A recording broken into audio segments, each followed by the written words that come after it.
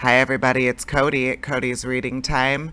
Today I'm back with another Grimm Brothers fairy tale, and today it is Briar Rose, which is the original title of Sleeping Beauty. So I'm going to put both titles in my title for this video so people know that they are one and the same.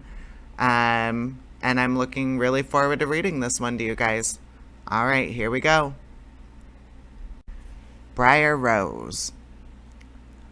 A king and queen once upon a time reigned in a country a great way off, where there were in those days fairies.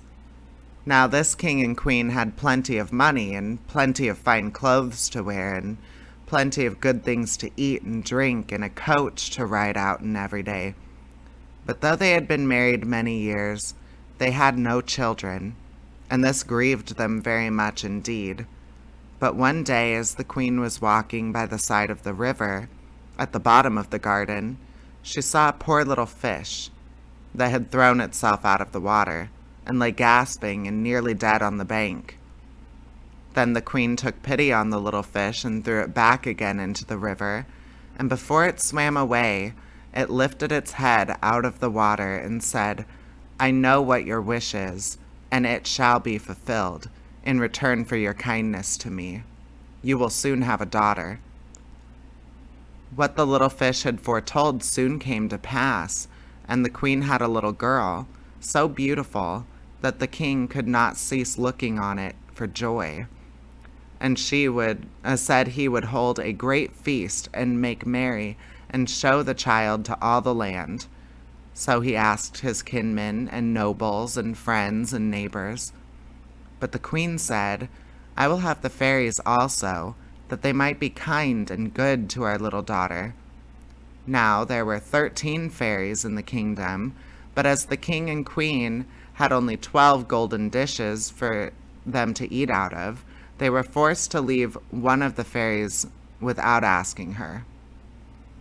So 12 fairies came, each with a high red cap on her head and red shoes with high heels on her feet, and a long white wand in her hand. And after the feast was over, they gathered round a ring and gave all their best gifts to the little princess.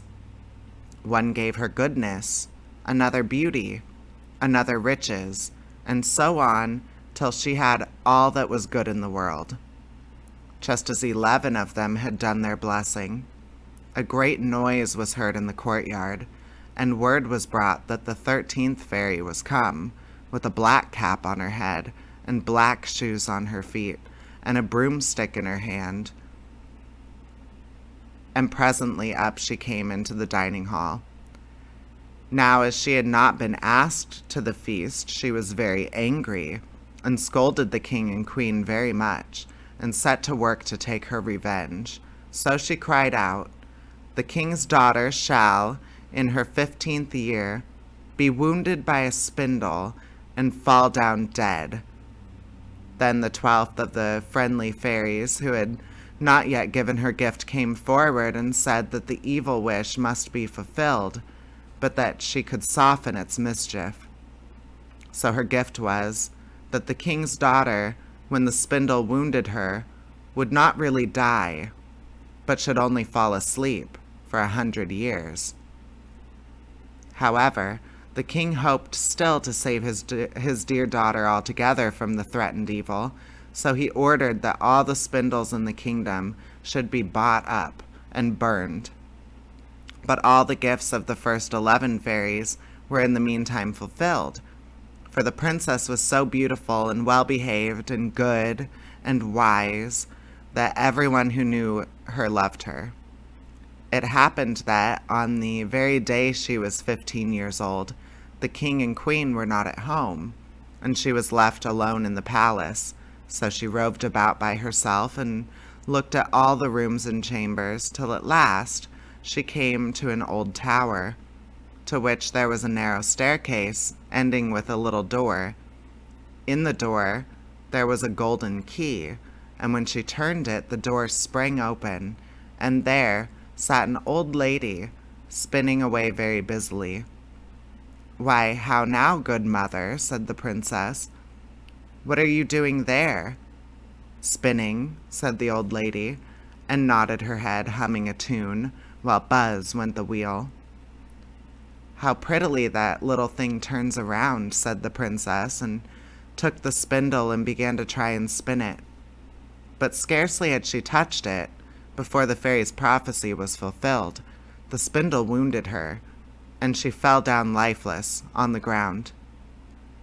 However, she was not dead, but had only fallen into a deep sleep, and the king and the queen, who had just come home, and all their court fell asleep too, and the horses slept in the stables, and the dogs in the court, the pigeons on the housetop, and the very flies slept upon the walls.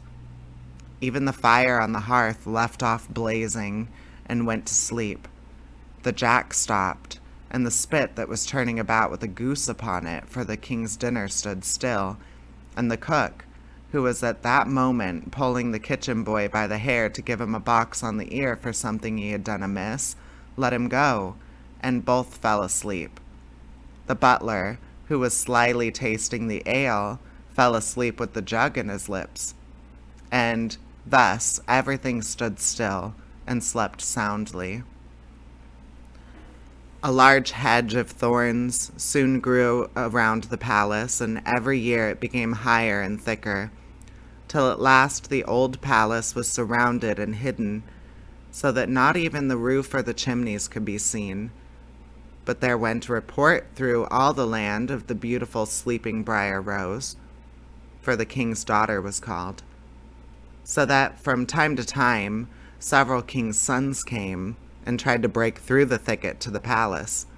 This, however, none of them could ever do, for the thorns and bushes laid hold of them as if they were hands, and they were stuck fast and died wretchfully.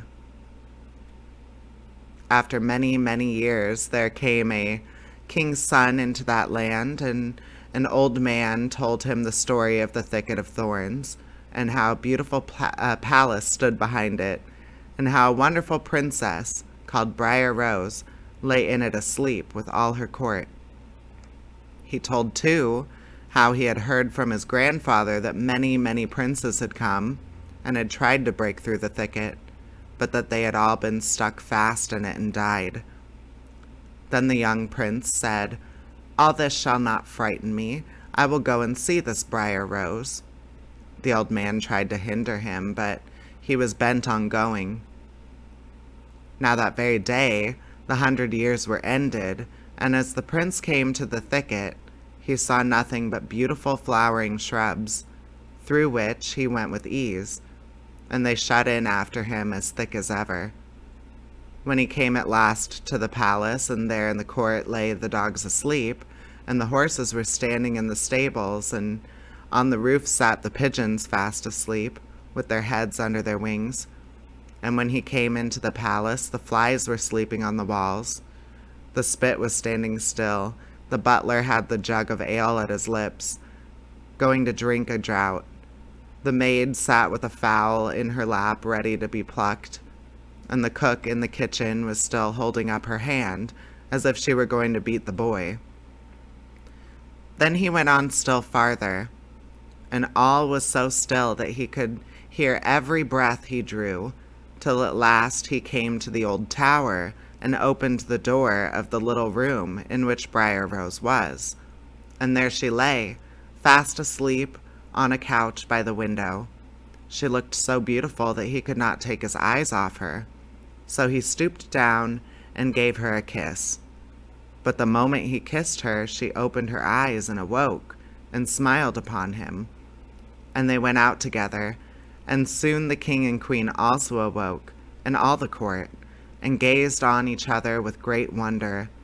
And the horses shook themselves, and the dogs jumped up and barked. The pigeons took their heads from under their wings, and looked about and flew into the fields. The flies on the walls buzzed again. The fire in the kitchen blazed up. Round went the jack, and round went the spit, with the goose for the king's dinner upon it. The butler finished his draught of ale. The maid went on plucking the fowl, and the cook gave the boy the box on his ears. And then the prince and Briar Rose were married, and the wedding feast was given, and they lived happily ever after together all their lives long. And that's the end of the story of Briar Rose by the Brothers Grimm. I hope you enjoyed that. I enjoyed reading it to you. I upload new chapters every day on books that I'm currently reading, and I do a daily live stream of another book, so check those out. If you want to subscribe to the channel, you'll have an easier time seeing when I post new videos, and I hope to see you around. Welcome to the Reading Time family. Bye-bye.